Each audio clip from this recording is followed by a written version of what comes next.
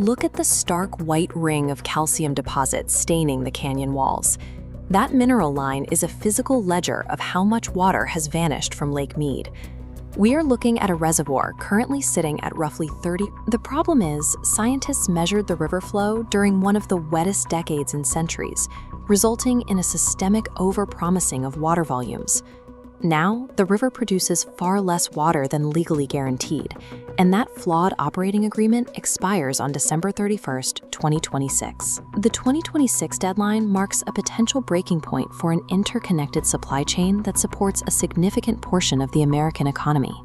The first casualty of this water deficit is cheap hydroelectric power. Hoover Dam sits at the river's midpoint, normally generating enough electricity to power 1.3 million homes across Nevada, Arizona, and California. But a dam needs a high volume of heavy falling water to spin its turbines. This chart illustrates a projected 40% drop in Hoover Dam's hydropower capacity as early as this fall. When you translate those lost megawatts to the grid, it means over 500,000 homes will lose their primary source of cheap energy from this one facility. To keep the lights on during peak summer heat, utility companies are forced to scramble and buy replacement power on the open market. Those emergency purchases are significantly more expensive, and that cost gets passed directly to residents through higher utility bills. The federal government's current fix is a desperate Band-Aid. The Bureau of Reclamation has been releasing billions of gallons of emergency water from secondary upstream facilities like Flaming Gorge Reservoir in Wyoming. They are actively draining backup supplies just to keep the turbines spinning downriver. A water shortage creates an immediate, expensive energy crisis for millions of people who live hundreds of miles away from the river itself. Further down the supply chain, the failure hits the agricultural sector. The farms of the Imperial Valley in California and the Yuma region in Arizona receive less than 3 inches of rain a year. Yet agriculture claims around 80. The country relies almost entirely on this specific region. The lettuce, broccoli, and cauliflower filling grocery store produce sections in January and February come from right here. These desert fields produce 90% of America's winter vegetables. This visual ledger breaks down the brutal math farmers now face. At a standard $20 per acre-foot, growing crops makes economic sense. But recent federal conservation agreements price water at an astonishing $521 per acre-foot. At that rate, a farmer spends over $3,100 on water alone to yield $1,380 worth of product.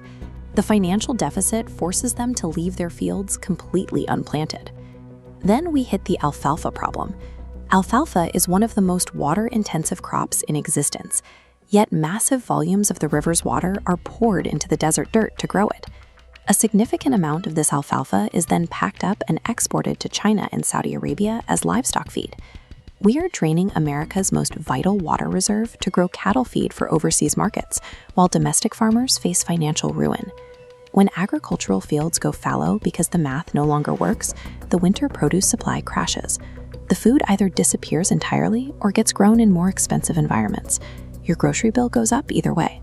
The 7 basin states recently blew past a critical February deadline to submit a plan for managing future water releases. The states share only one point of common ground. They disapprove of every alternative the federal government has proposed. This split-screen map shows the irreconcilable divide at the center of the gridlock. The lower basin states, Arizona, California, and Nevada, insist that the upper basin states face mandatory cuts to their water allocations. The upper basin states refuse, arguing they already collectively use less than their legal limits. Both sides are technically right. Without an agreement, we enter a scenario of managed decline. The federal government will impose incremental annual cuts. Property values in water-insecure suburbs will drop as risk gets priced in. Farms will go permanently fallow, and utility bills will climb steadily. The worst alternative is a legal war. If the federal government forces unilateral cuts, it triggers lawsuits across state lines. This nuclear option would tie up the region's water future in the Supreme Court for a decade, forcing local municipalities into sudden, mandatory rationing while the reservoirs continue to evaporate. Thanks to the math error written into the 1922 Compact, the negotiations have reached a dead end. There are no win-win scenarios left. The only variable left to negotiate is how the economic pain will be shared. The contraction of the Colorado River creates a nationwide economic shockwave. This crisis directly influences your January grocery bill, your real estate investments, and your electricity prices, regardless of where you live. You can track the reservoir levels daily at the Bureau of Reclamation's website.